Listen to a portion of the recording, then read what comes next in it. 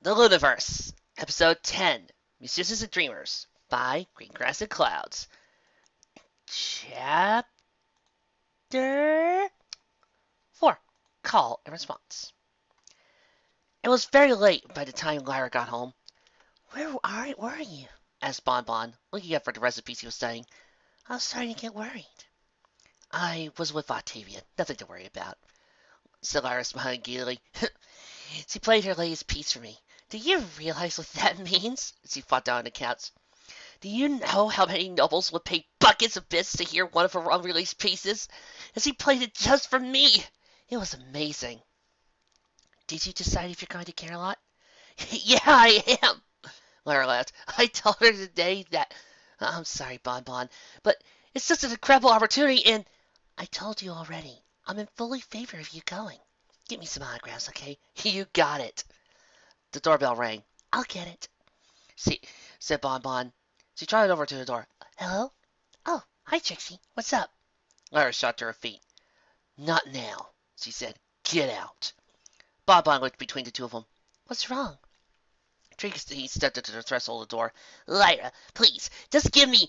I don't want to talk to you now. Bon Bon, would you please shut the door? Bon Bon hesitated. Lyra, please! Trixie began trying to force her way past Bon Bon, who shoved Trixie back. I'm begging you to listen to me! I don't care, Lyra's horn glowed. Get out!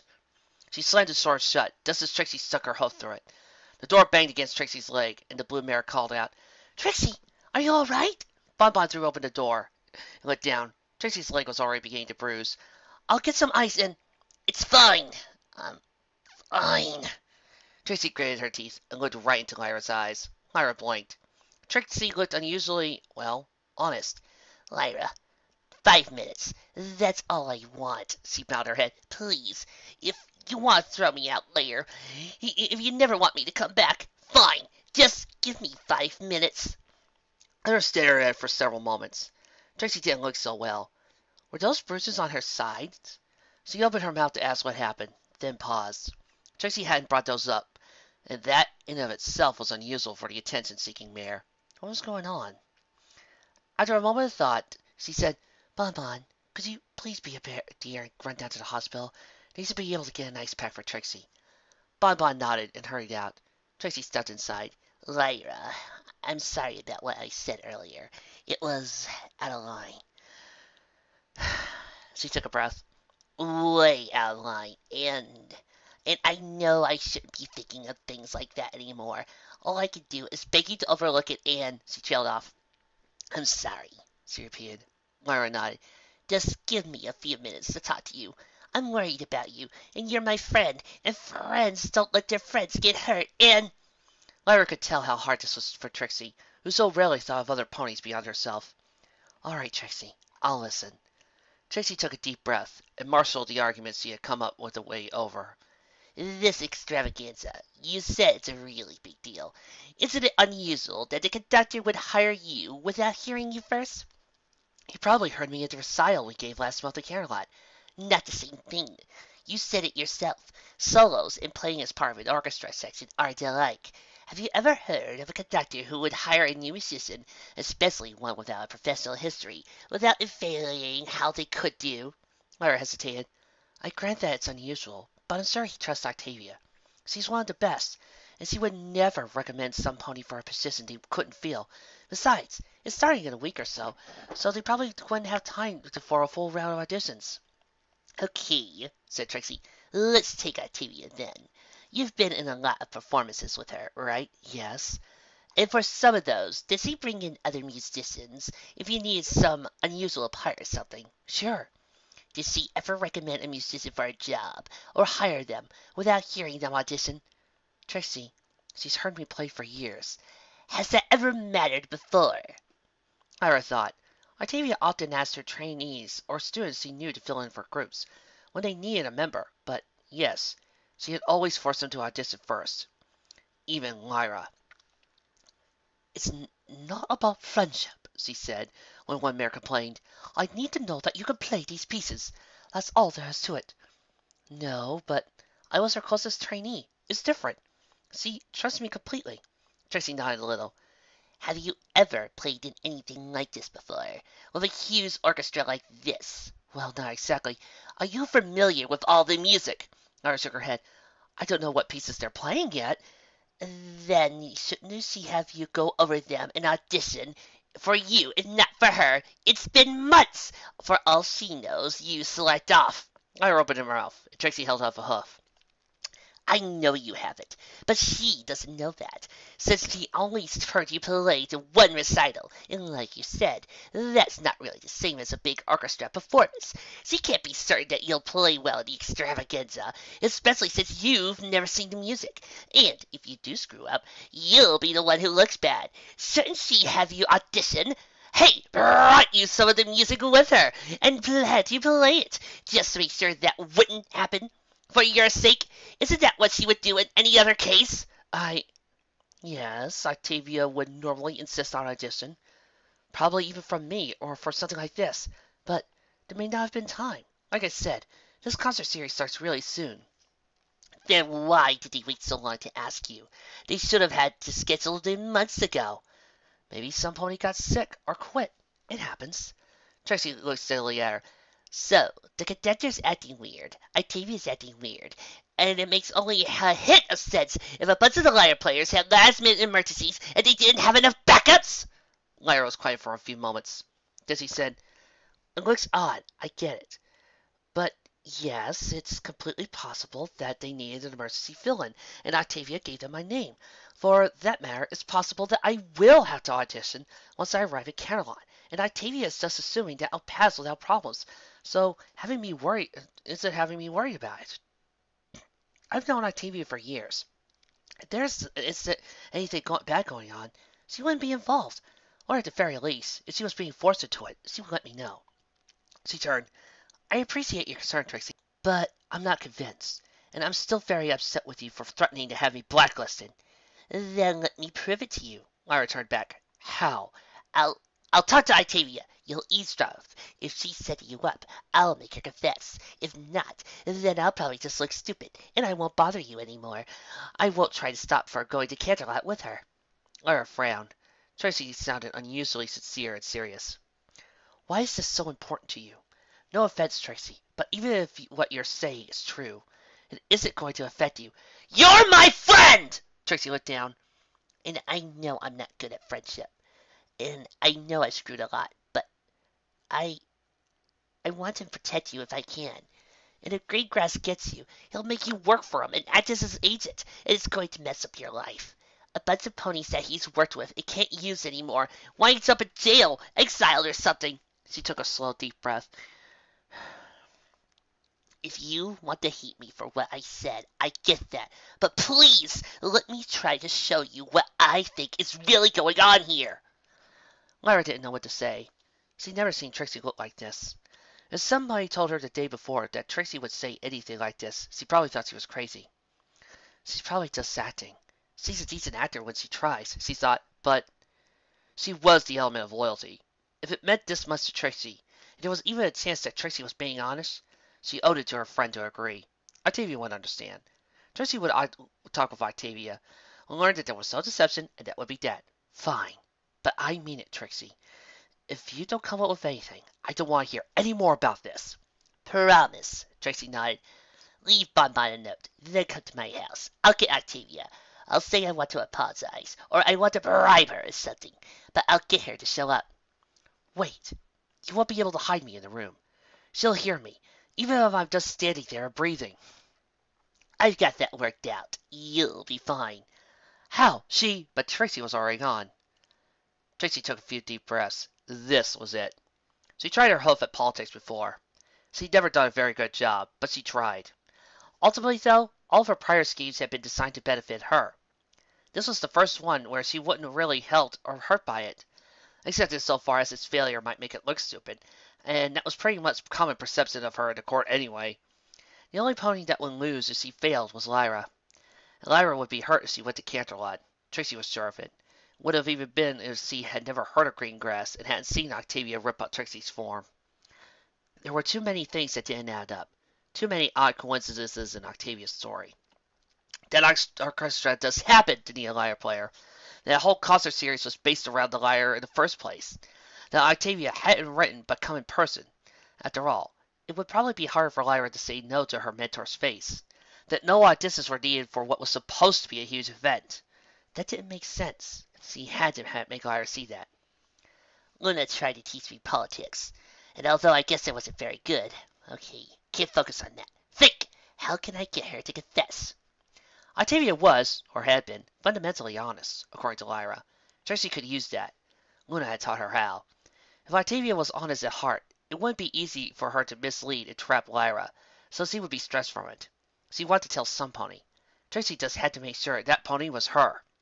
If she gave Octavia enough of a push, made her angry enough to forget herself, she might say something stupid. Once the pony said one thing they shouldn't, Luna had said, they tended to give up and just spew at the rest, especially if they were stressed or unhappy from keeping the secret in the first place. How did it get to that initial comment, though? Octavia was too formal and probably hard to anger with insults. Trixie had no desire to get beaten up again anyway. Maybe she could prefer the mayor's attempt. Octavia had already didn't like her, so maybe if Trixie acted like a total out an idiot, then that would irritate the Celis. And also, since Octavia hated Trixie and seemed rather proud, fooling her might make her mad. That seems likely. A plan outlined itself in Trixie's head. Start out friendly and inviting. Use an illusion to make the place look more comfortable. And get Octavia at ease as much as she could. Be apologetic and conciliatory. Maybe spend 5 or 15 minutes like that. Next, accidentally, reveal the illusion, and otherwise act dumber and dumber until Octavia was angry at being fooled by the illusion, at being fooled by such a dumb pony, and even having to deal with such a dumb pony. At that point, she could easily be tricked into saying something that she shouldn't. Once she'd done that, it would hopefully be easy to coax the rest of the story from the Celis. Trixie began setting up the illusion. It took 20 minutes to work out the magic and get the spell running. Trixie was proud that she even remembered to make her horn look like it wasn't glowing. It'd be no good if Octavia figured out the illusion moments after showing up. Some pony quickly knocked at the door. Alright, showtime! Trixie crossed the room and opened the door. Octavia stared at her. Miss Philharmonica, said Trixie, forcing an insincere smile. I'm pleased you could come in at such a late hour. Musicians keep on unusual schedules, said Octavia. It was no trouble. Trixie invited her in, showed her to the living room, and poured her a glass of bourbon. Her home looked about right, she decided, with rich blue walls and thick soft carpet. The living room appeared to be freshly cleaned, with a couple of nice couches and chairs, and a few knickknacks on the tables. Probably exactly the sort of room that would appeal to a formal mayor like Octavia. Please, help yourself. I'm honored to have such a distinguished guest in my home. Octavia waved this off. You need not to flatter me. May I ask the purpose of this meeting? Your letter was rather vague. She looked honestly curious, which was Trixie was hoping for. If Octavia had just ignored the letter, the plan would have fallen apart at the beginning. Trixie nodded. As Night Court representative, I felt an obligation to apologize for what happened to your residence. I was out of line. Octavia settled back in her chair. I see. So hopefully we can clear the air between us. I thought a little meeting might assist with that. Of course. Octavia smiled slightly. Incidentally, you could drop the illusion now. Trixie Moon. It doesn't fool me. Oh, hey. What illusion? Trixie stammered. She put her best effort into it this time. What has he done wrong?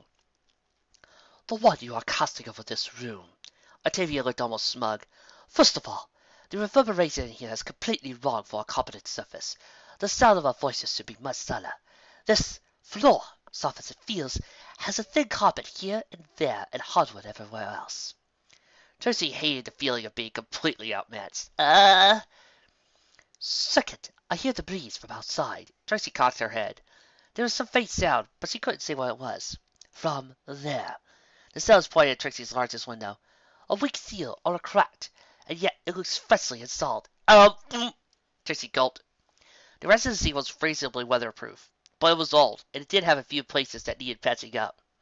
But how had Octavia figured that out in seconds? And by ear alone? How frequently good was her hearing? And lastly, you're breathing rather heavily for a mayor who's simply sitting in a chair. One might theorize you're casting something. Octavia's smile grew slightly. especially given that faint, high-pitched whine I hear, which, as I recall, is emblematic of unicorn magic. She can hear my magic too? Oh, come on! I'm great at casting quiet spells. Trixie forced herself to remain calm, though this was complicated by the fact that Octavia was apparently listening to and studying her breathing pattern. Fine, chuck the illusion. Skip to the content part. Come on, I can make her angry. I'm really good at making people not like me. It's just on purpose this time. While Steve thought, Octavia began to speak again. It's a good effort. Your horn looks dull, and the tactile sensations are a nice touch, but the auditory aspect is lacking. Octavia slipped her flask of bourbon. Let me guess what's going on. You still think I'm going to set Lyra up for something bad, so you brought her here, cast a spell to mask her into custody the room, and intend to try to get me the details of some evil scheme with her in earshot. So you admit you have an evil scheme? Said Trixie brightly. Make her think I'm a complete idiot. Octavia rolled her eyes and rose to her hooves. Good night. Wait! Trixie stuck to her hooves, deliberately breaking the illusion as he did so. Wait! Hang on! The room, in a flash, turned back to its chaotic state. Old dishes and a few pieces of clothing were scattered about, and the wallpaper was dirty and faded. The carpet was indeed sporadic and thin, and the big window needed a new sealant. Furthermore, instead of neatly organized stacks, the papers on Trixie's desk were scattered all around. A few quills were mixed among the papers, tethered tenuously by a mess of string to an old can. Lyra isn't here, lied Trixie. I tried to get her to come, but she wouldn't listen to me. She doesn't trust me anymore, but I thought if I could impress you with my taste or something, or... I find it utterly hard to believe you, Trixie. I hope you won't mind me checking out for it myself. Trixie fell silent, and watched as Octavia began to slowly walk a circle around the room. The cellist paused frequently, shutting her eyes and listening to sounds only she could hear.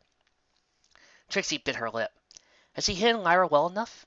Was Octavia even now hearing a breath, a blink, a rumbling from Lyra's stomach that would give her away? But Octavia didn't seem to hear anything. All right, she said, opening up her eyes. There's no pony here in either side except you and I. Like I said, she wouldn't listen to me. She thinks you're more trustworthy. I don't get it. I'm usually really good at talking into ponies into things, but make her hold me into contempt? I'm unsurprised. I've heard a lot about you, Luna Moon. You're not very good at making friends. Well, forget friendship then. Trixie walked over to Octavia. Look, just stop whatever scheme you've got going. I'll make it up to you. I'm Luna's student. I have influence, she smiled willingly. Lots of it. I'll do more for you than Greengrass ever could. You? How could you even think that? Octavia raised an eyebrow. How unintelligent could you possibly be? Everybody in the court knows that Luna was so fed up with you that she exiled you here. And then you screwed up the longest night ceremony, and you're only still in Equestria and not exiled to Toronto because you somehow attained the element of magic. You have no influence. I have influence with Luna, Trixie repeated, as if repeating the statement would somehow help her. Yes, that matters how. Can you use any of it? Octavia smiled again. Apparently, you're so foolish that you not only thought I was up to something bad, but you thought I'd just tell you because you asked politely and promised me something you could not possibly provide. Trixie looked away. It wasn't working. Octavia hadn't confessed anything, and she would probably leave soon. No matter what Trixie said or showed herself, the cellist was biting. Wait. Forget myself. Octavia doesn't care enough about me to get angry when I act dumb. But Octavia likes Lyra. I should be able to use that. If I make Octavia think that I don't appreciate Lyra, then I can see how useful she could be. She might be contemptuous enough to... Well, maybe I'll tell Luna what you're up to. I am not up to nothing. You're trying to get Lyra to work for Greenglass so you can manipulate me, Trixie said triumphantly. It's obvious. You obviously don't want her for her own sake, since she's just an unemployed lyre player. But you know I care about her, so you want to use her to force me to... Octavia began to grow bright red. Got her, thought Trixie. The musician approached Trixie. You are a complete idiot! You think any of this is about you? Are you really that self-absorbed? You don't factor into any of the Night Court's calculations, because none of them hold you into anything more than mockery and contempt. Luna herself was probably hoping that you'd be eaten by some monster in the Everfree when she sent you here. As she tossed to her mane, None of this has anything to do with you whatsoever. I don't believe you, said Trixie, trying to match Octavia's former smugness. Why else would Greengrass want Lyra? Because she's the element of loyalty, you! Octavia hissed something articulate. She is one of the elements of harmony. One of the 6 ponies who could beat Corona. How is that not obvious? Well, so am I, said Trixie. Now, she was right. Octavia would keep talking. She would be desperate for some pony to confide in. She wouldn't have the political chops to know to shut up, and she would believe Trixie was too distrusted, or too stupid to use the information. Octavia obliged her. Yes, I do support Luna. Fine. But right now, all of the elements work for Luna. Are you able to comprehend why some mobiles might not like that? Trixie pretended to be thinking hard. Look. Let's say Corona does return. Say she arrives in Starlight's territory. Starlight runs to Luna and begs for help. Luna says sure, and Starlight votes her way on the next few motions of the court. If he says no or dithers, no elements arrive, and Corona lays waste until he gives in. Octavia shook her head. The nobles don't want Luna to be able to threaten them with obliteration for Corona if they don't do what she wants. They don't want her to be able to be slow to defend their promises, instead because they oppose her on some tax issue. Do you understand? Well, the elements don't really work for Luna, Trixie smiled. Some might say they work for me. That's even worse! Trixie! Of course, save us! Of course, as soon as you build me my own palace, I do not talk like that! The elements are too powerful to be left in your full-size, selfless hooves! Octavia straightened. So yes, Duke Greengrass and his colleagues have enlisted me to track down Lyra and secure her services. So, if something requiring elemental magic does come up, he can count on her. Honestly, I'm doing Lyra a favor. A lot of nobles want their own element, and Greengrass is a much better boss than most. Trixie decided to go further and continue acting dumb to get more information. It could be important. It sure was lucky for him that the extravaganza was lyre-based this year, she began. It wasn't luck. He was one of the big sponsors, so he told them to play lyre music, and he forced several of the lyre players to quit or run away. So they need understudies and backups. Well, I guess he really outmaneuvered me. I was expecting some pony to try to poach the elements, but this was really unexpected. Well, that would be why he is a duke, and you are a representative, hissed Octavia. So, what's going to happen to Lyra? When she gets to Canterlot, Greengrass threatens her until she signs a contract to work for him? No, nothing so crude. He just won't let her play at the extravaganza until she swears to support him if he needs the elements. He's sponsoring, so he can veto musicians he doesn't like. She'll swear, she'll play, and that will be the end of it. It's not like we needed the elements more than once in the past millennium, so I doubt he'll even ever have reason to call upon her. Octavia began walking toward the door. Either way, there's nothing you can do about it, Lua Moon. Oh, well, can't she just say she'll work for him, play, then leave? I mean, if he calls for her, if she doesn't come, what's he going to do? Lyra is intelligent enough to know that you do not break a contract with the Duke of the Night Court, Lua Moon. It is pathetic that you are not even that wise. Trixie had one more question. Why are you helping him? I thought you were friends with Lyra. That seemed to irritate Octavia more than anything else Trixie had said. I still am! How can you possibly be this thick? What? Trixie asked, not having to pretend to be confused. I wouldn't expect you to understand. You will always try to be a career politician. You don't understand how sometimes you have to choose between your friends and what you want to do in life. I suppose it helps that when what you want to do is to rule over other ponies. But that's not me. I create something. That matters. That's worth a sacrifice. Trixie frowned, not knowing what the sellers was getting at. I've worked very hard, Luna Moon, Octavia said, looking out the window. I have perfected my art. I've never asked for any pony to pity me or give me a job I didn't deserve, an audience I didn't merit. I am fully aware of my ability. I am good enough to play for the nobility in the best ears of Canterlot. She took a breath, and they began asking me to do things for them, to pass secret messages under the cover of my performances, that sort of thing. I didn't want to, of course, as if you could understand not wanting to get involved in politics. But I was informed my career would be over unless I complied. So, I complied. I'm complying now, too. Octavia glared at Trixie. A musician without an audience is just a dreamer, Trixie. And I don't just dream. I create. So I do what I have to have the career I love, and to share the glory of the music with the world. You were Lyra's mentor. Is that what you taught her? We were both naive then. Some days she'll thank me. Octavia scowled. Probably the day she gets to Canterlot. Signs whatever green grass throws at her, and then gets to play for an audience of 20,000 ponies. I'm giving her the greatest gift she could ever hope for. Trixie had what she needed, but now she couldn't help it. It was beyond her to avoid throwing in a little barb at the end. Her? It sounds like Greengrass threatened to have you blacklisted unless you brought him Lyra. You aren't doing this for her at all. It's just for yourself. I have worked too hard to be kicked out of Canterlot for something as stupid as this. If it was due to any flaw in my technique, I would accept that. But I will not sacrifice my passion on the altar of some noble, stupid political goblins. Octavia reached the door. I will bring Lyra to Canterlot, and I will get on with my life. I will flourish and continue to perform, and so will she. And someday, when all you have to show for your life is a fiefdom in the middle of nowhere and a squadron of 600 Tuthies, when you wonder how it is that you've never produced anything but only took for others, when you look at all the lives that she and I have improved, and you cannot find a single pony who was better off for having met you, you'll understand why I made this choice. Goodbye, little moon. She stormed out. Trixie sighed. That had gone well. It had gone very well for her, because Octavia had confessed.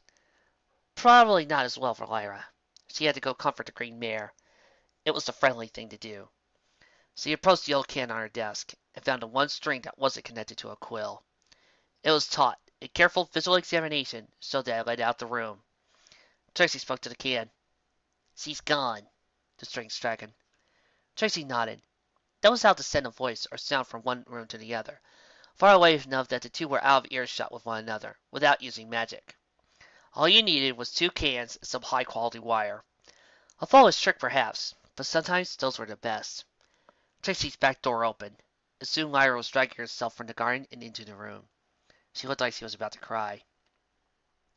Trixie opened her mouth to gloat, but then shut it. This wasn't time. All right, she said. Now we need to decide what to do about it. Chapter 5. A Deceptive Cadence. Lyra didn't know what to say. Octavia, the friend who had stayed up with her all night, she was horribly sick with the ponypox, even though the Celis had a jury test in the morning.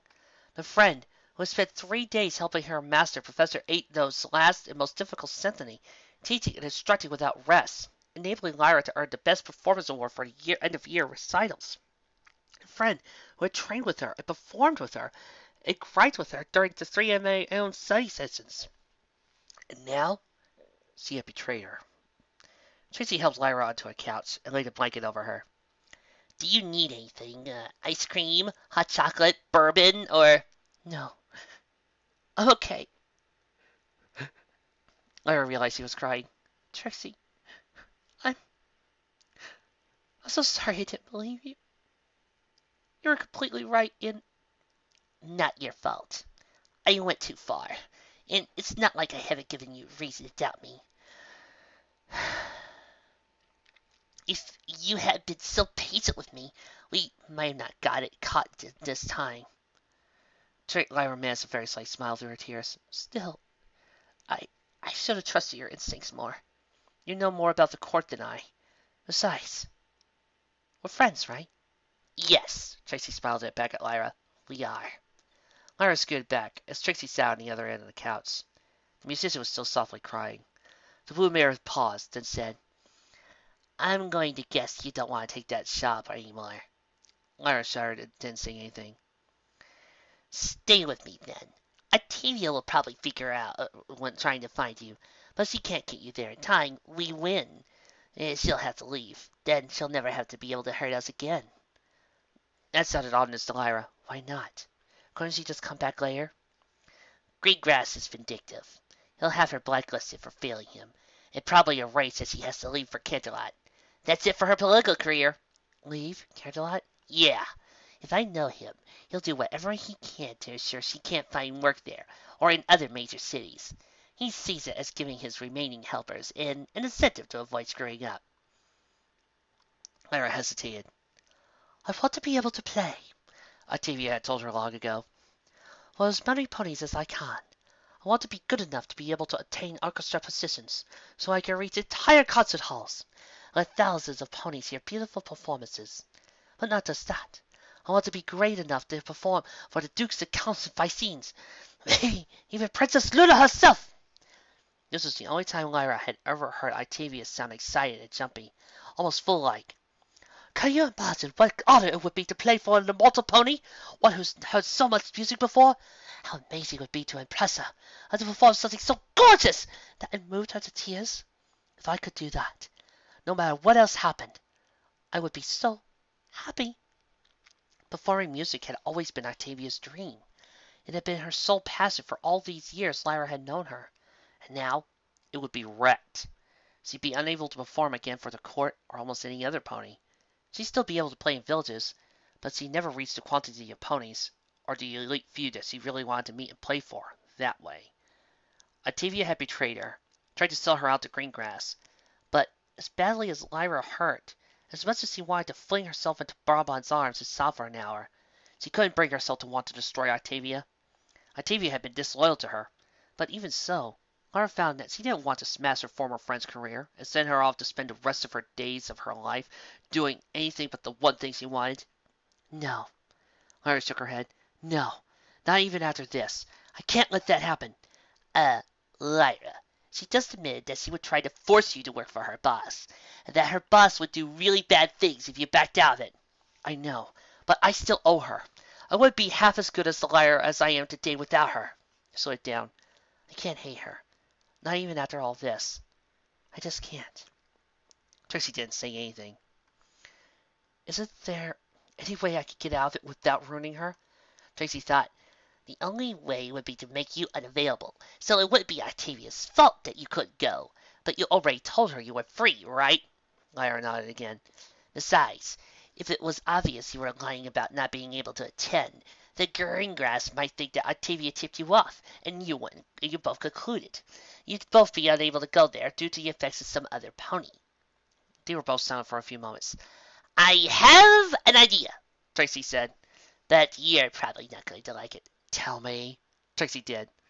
Lyra was still for a moment. Then she smiled a little. Trixie, that's awesome. Trixie brightened. You really liked it? It's perfect. And it saves me, and it stops Octavia from being exiled. I love it. Well, I'll get on it then. Trixie rose. If you want to stay tonight, I'll go tell Bonbon that you're staying. You look tired to go walking. I'll be fine, but thank you. Trixie led Lyra out of her house, and Lyra began to walk home. She was lucky, she thought, to have a friend like Trixie. Lyra was early next morning, and was unsurprised to hear Octavia knock on the door. I am Octavia. Octavia, hi! She smiled as best as she could, and welcomed Octavia inside. What's new? I was thinking, since you decided to play in the extravaganza, it might make sense for us to head back to Canterlot now. We'll have a few days to settle in before the actual concerts begin. Octavia smiled. And I would be quite surprised if you didn't want to try the Grace Note at least once. That little bakery at the Mighty Academy? The very same. They have some kind of partnership with some proprietor named Donut Joe now, where he provides donuts and they provide cakes and sweets to fill the hole in the donut. Surprisingly, it's quite delicious. My treat. That sounds amazing. And let me get my bags and... Hey! Lyre heartstrings! Open up! Lyra paused and turned back to her door. Who is it? It's the plates! Open the door, now! Lyra and Octavia exchanged a confused glance. Lyra, what is this? You're asking me? She opened the door. Is everything all right? A large yellow Pegasus, while a police pony sat with scowling at her. Lyra heartstrings, right? Yes. You're under arrest! Lyra, what did you do? I didn't do anything! The officer was leading Lyra to the courthouse, with an increasingly frantic Octavia following. Fine. What does he think you did? How should I know? A fool was taking pictures inside the courthouse. Octavia winced as the camera flash went off in her eyes. Stop that! Full free press, ma'am. I'm supposed to take pictures outside the courthouse today. The officer shoved Lyra. Come on, heartstrings. It's time for you to pay what you did. They both went inside, leaving Octavia to again chase after them. Will you tell us what is going on? I have a train to catch, said Octavia. Do you know who I represent? Should I? Asked the officer. I have the ear of some very important ponies. Tell us what Lyra is being charged with, or I will... The officer smiled contemptuously. Or you'll what? They were led into a conference room, where the officer left them, but promised he'd be right outside the door, in case they tried to run. Octavia sighed. Oh, I don't believe this. Do you think it's Trixie? mused Lyra. Trixie? She was really upset for me choosing to play. She went on this crazy conspiracy rant last night about you and the screen grass guy and everything. Maybe she's using her power as representative to have me arrested. Octavia frowned. Well, don't worry. If that's what's happened, I'll get you a royal exception. The charges, whatever they are, will be voided. You'll get to go to Canterlot, and with time to spare, we just... The door banged open, and Trixie staggered in. Lua Moon, what is the... Octavia froze. Are you drunk? Trixie laughed. Oh, bourbon. Now, that's a loyal friend. It ain't gonna just leave you behind and run out to Canterlot to have all kinds of fun with somebody who's just going to betray her. She stumbled onto a chair and collapsed. Hey, Lyra, how's it going? Trixie, what did you do? Demanded Lyra. Nothing. Just broke a few of Carrotop's fences, ripped up a few carrots, you know, stuff like that. She grinned. Of course, I ain't losing myself to look like you. Yo, what? Cried the other two mares at once. Lyra had to fight not to laugh. Trixie was giving a great performance. It was kind of fun to put on this huge show just for Octavia. But she couldn't crack up. If Octavia suspected they were lying, it would cause problems. Uh-huh. Looks like ya. Even stole one of those stupid rings Bonbon got you and left it there. You're going to jail. That way, you'll never get to Canterlot. Serves you right. Octavia, see? She was totally gonna make you work for that jerk Greengrass. How dare you? Trixie, I could go to jail for this, cried Lyra. Yep. Octavia scowled. Don't worry, Lyra. This investigation will show. Who cares what it shows? Carn'll take weeks. You'll miss your stupid extravaganza opening, and even I know musicians can't just miss concerts and come back later. Serves you right for throwing me under the cart. Lyra groaned. Octavia, help me. I don't know what to do. Octavia shut her eyes. Let me think. Then a moment later. Hey, somebody get this idiot out of here. She kicked at Trixie, who rolled away from it. The officer came back in. Come on, miss, she said, helping Trixie up. You're not supposed to be in here. Good riddance, muttered Octavia as the two left. Octavia, isn't there anything you could do? I could try to contact the sponsors and see if they can pull some strings, said Octavia. I'm sure they'll be able to. It'd be very embarrassing if one of their performers couldn't show because he was in jail. How long will that take? A day at most, said Octavia. Well, as long as they don't. The officer reappeared. All right, strings, you're up. As he dragged Lyra to her feet and began prying her out the room. The courtroom was sparsely populated, but Octavia could see a judge, a purple mare with a pink mane sitting at the bench, and a prosecutor. The officer took position by the door, apparently also acting as bailiff, and Octavia followed Lyra to the defendant's bench. Your Honor, said the prosecutor, a yellow earth pony with an orange mane, we are ready to represent our case against Miss Lyra Hotstrings. But I'm innocent, began Lyra. The judge began her gavel. We don't have all day.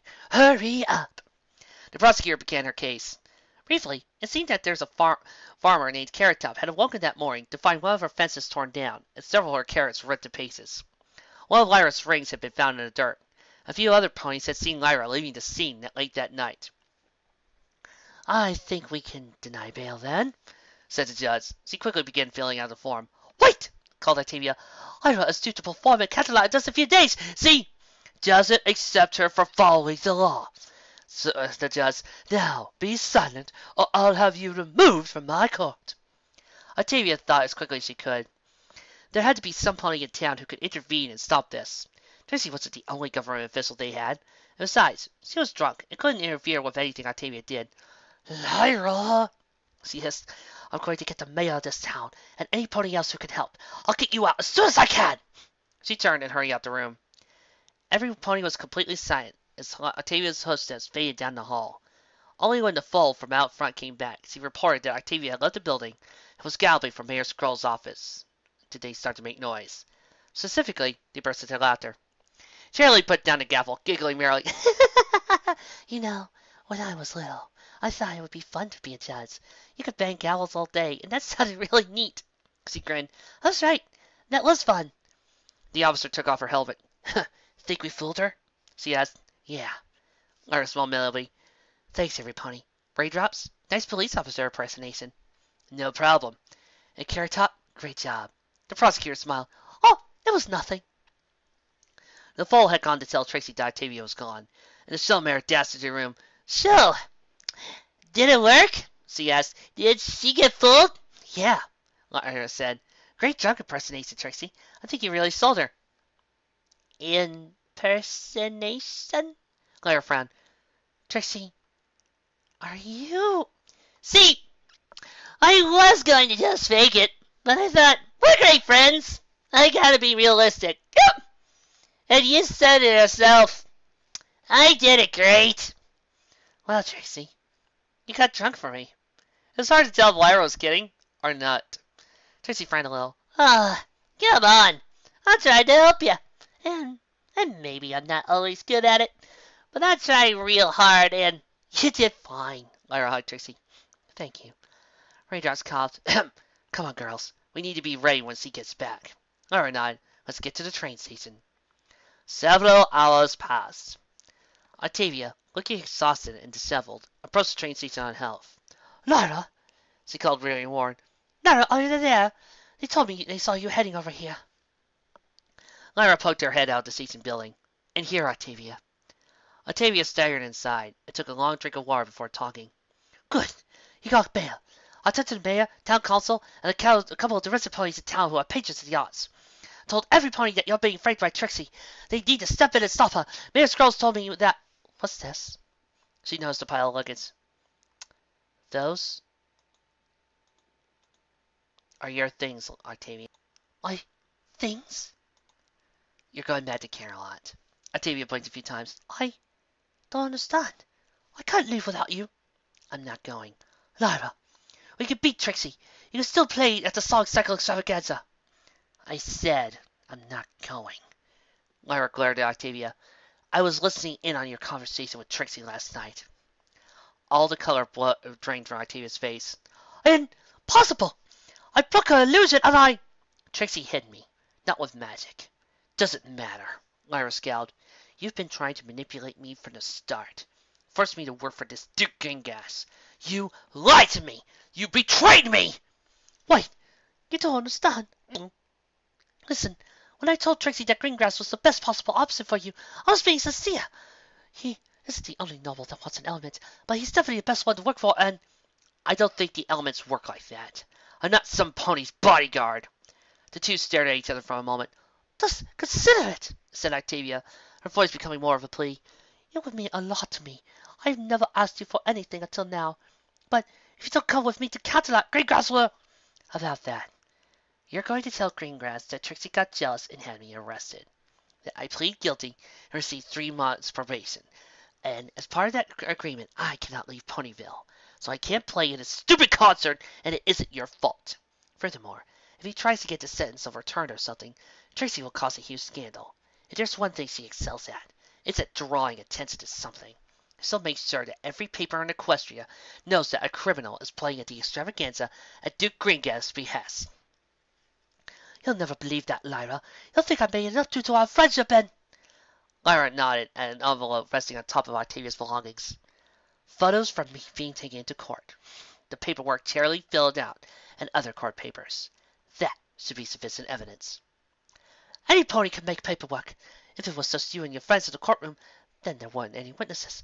He'll investigate and find that nobody in town knows about this framework. Lyra smiled, but it was thin. Well, You spent the day telling ponies all over the city that Trixie was having me framed, right? And I'll bet you looked really sincere. I'm sure ponies you told them, all their friends who told their friends, and so on. By now, half the town probably knows what Trixie did to me. Greengrass's investigation will show all the confirmation of our story that you need. The cellist was stunned. You fooled me. You used me. Yeah, to help you. So it isn't your fault that you failed to bring me back to Canterlot. Lyra scowled. You could have just let you high and dry. But we went through this whole act, so Greengrass doesn't have you blacklisted. You're welcome. Octavia looked down, saw that Lyra was about to cry. Lyra, I never intended you to get hurt. Lyra said nothing. I tried everything I could, but there's nothing else for it. If I was going to perform for the nobles, I had to participate in the night court activities. It was us carrying layers at first. I didn't care about that. But Greengrass wouldn't let it stop there. He said that if I didn't collect you, he'd make sure I never played in any noble houses again. What was I going to do? I mean, just allow an audience is just a dreamer. I've invested my whole life into my craft and... Please, stop it! Lyra approached her. You could have told me, Octavia! I trusted you! If you had just approached me and told me what was going on, we could have figured something out. But you lied to me and backstabbed me so that you could get a better clientele. Well, what could you have done? I'm the element of loyalty. Lyra said quietly. You know I would never have done this to you. I would have quit first. She looked at the tracks through the train station window, which were slowly being filled by an arriving train. And that's you're right, Octavia. Lyra, please. Lyra had never seen Octavia like this. She didn't seem refined or even scornful. She looked like she was about to beg. You know how few ponies can do what we can do. The others don't understand. They think music is frivolous or some quaint hobby, something to occupy hours and not set aside for more important tasks. Even the nobles care more about my utility as a secret mailman than my music. But we've always understood each other. We know the kind of work that our art requires. I've always thought you as understanding me more than any other pony. My mother and father, an architect and a tailor, they don't get it. But you did, Lyra. You're my closest friend. She paused. Can you understand? Lyra sighed. Octavia, you are. She hesitated, not knowing what to say. Octavia was her mentor, but Octavia betrayed her. You are an excellent musician. Octavia looked away. There'll be others, Lyra. They won't all be as nice as me. We'll deal with them, too. Porters began carrying luggage onto the train. Careful with that one, called Lyra. It's got an instrument inside. Very fragile. Yes, Mom. Lyra turned on her hose and left. Goodbye, Octavia. Maybe I'll see you in Canterlot sometime. Octavia said nothing. Chapter 6. Coda. The train was about to depart. Octavia sat in her seat moodily, feeling impossibly low. What could she do now? It was almost worse that the elements had gone to all that trouble, even damaged Lyra and Trixie's reputations, just to give Octavia a reason for failing so that Greengrass wouldn't blacklist her. Lyra had implied that she didn't deserve that kind of consideration. She was probably right. What happened to me? She muttered. I was happy when I was just dreaming. Well, this wasn't what my career was supposed to be.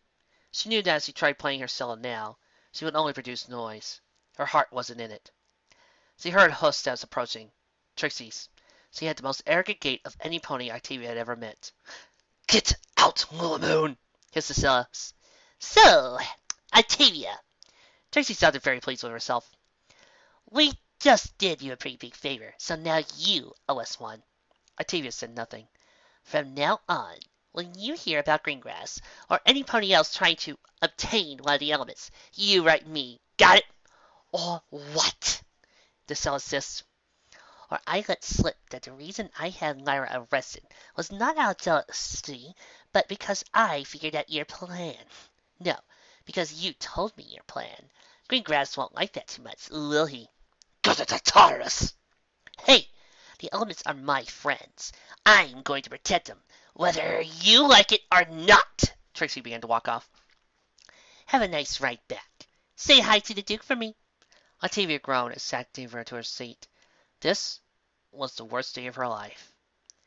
A few days later, Lyra looked at the lyre on Trixie's desk. Only the second page was visible, but still quite interesting. Be advised that some of the nobles are attempting to obtain the services of the elements of harmony, and may be using proxies to do so. Philharmonica will probably not be the last one. I will, of course, do all that I can to prevent them from succeeding. Regarding Philharmonica, I discussed the matter with Lyra, and neither of us was to see her destroy under this affair. While she did betray her friend, she was pressured into it, and Lyra still feels a debt to her from her time at the academy. I understand that one could argue she would be harshly punished because, were she successful at tricking one of the elements into one of the nobles, that element could be used for political gain instead of the safety of all Equestria. Nonetheless, we hope that you temper your justice with mercy, and deal with her lightly. On a more personal note, I wanted to thank you for insisting that I learn about friendship, even when I was reluctant. If I had still been my old self, I would never have protected Lyra from Greengrass. I acknowledge that I'm still learning, but your instruction has already been invaluable for myself and my friends. Your faithful student, Trixie Lillamoon. P.S. Incidentally, if you do need a lyre player for anything else, or any reason, I cannot recommend Lyra highly enough. Hey! Don't you know it's rude to read somebody else's mail? Lyra turned to see Trixie and grinned. Just making sure you didn't put in all the good parts. You mean make sure I didn't take credit for everything? Nah, it's all in there, including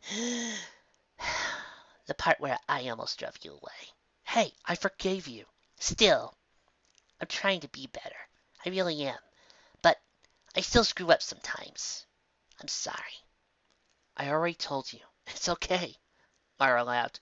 Trixie, I know you're not perfect. Well, that's probably an understatement. But I also know that you always come through when it really matters. Against Corona, against Twilight, at that performance last month, even now.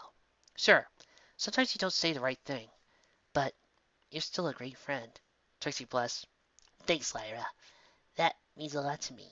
She put the lyre into her hat and cast a spell to teleport to Luna. It really does. Lyra beamed. And I guess I should be happy that I scored my first political victory. Over a Celis with absolutely no political training. Gotta start somewhere! Lyra picked to Lyra. Come on, let's get to the park. I've got some new music that I think the foals will love. I'll get the dues, said Trixie, and the other elements. Better hurry. You don't want to miss the opening. It's based on our adventures the past week. I'll be there for the opening, but I won't stay for long. There's still 20 homes that haven't filled out their census forms. Trixie looked at the paperwork in her saddlebags.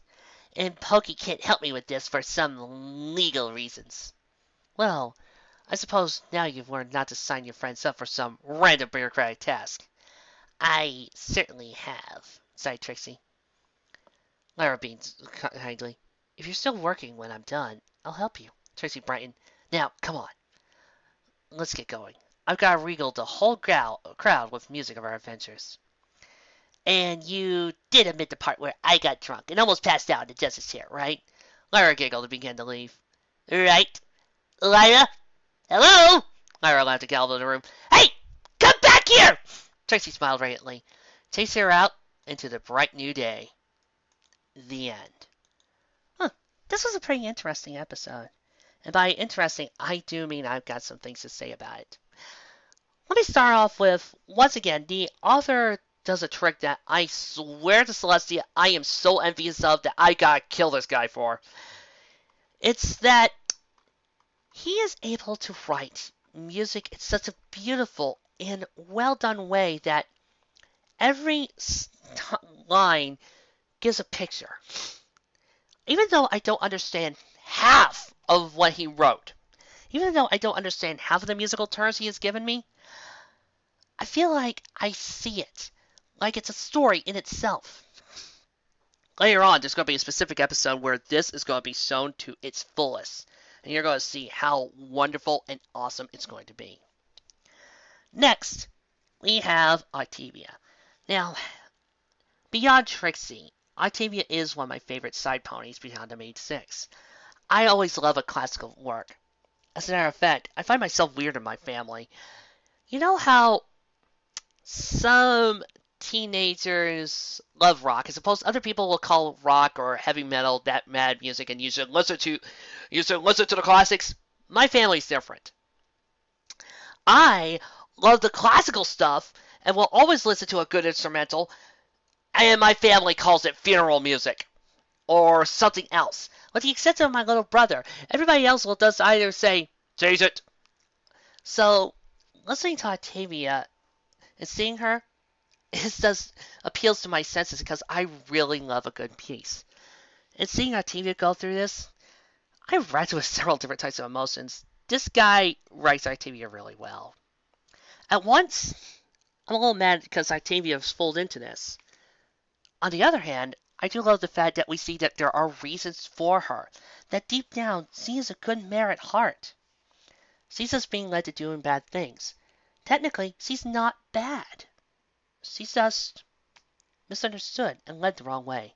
If this were a actual series rather than a fanfic show I've been doing, I have a feeling Octavia would become a sort of popular side character and people would write so many fics about her and would clamor for her return.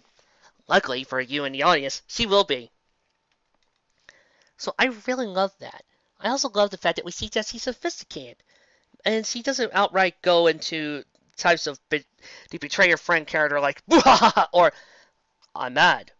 More kind of like, I want to help you, but I don't want you to be ruined. This is my job. I have to. I'm being forced to do this. It's kind of heart-wrenching. I also love Trixie in this, and Lyra as well, but you could probably figure that out, as these two are some of my favorite characters in the Lunaverse. I love that Lyra may be mad at Trixie, but she never dismissed Trixie as her friend, and was willing to forgive her in the end, even though Trixie messed up.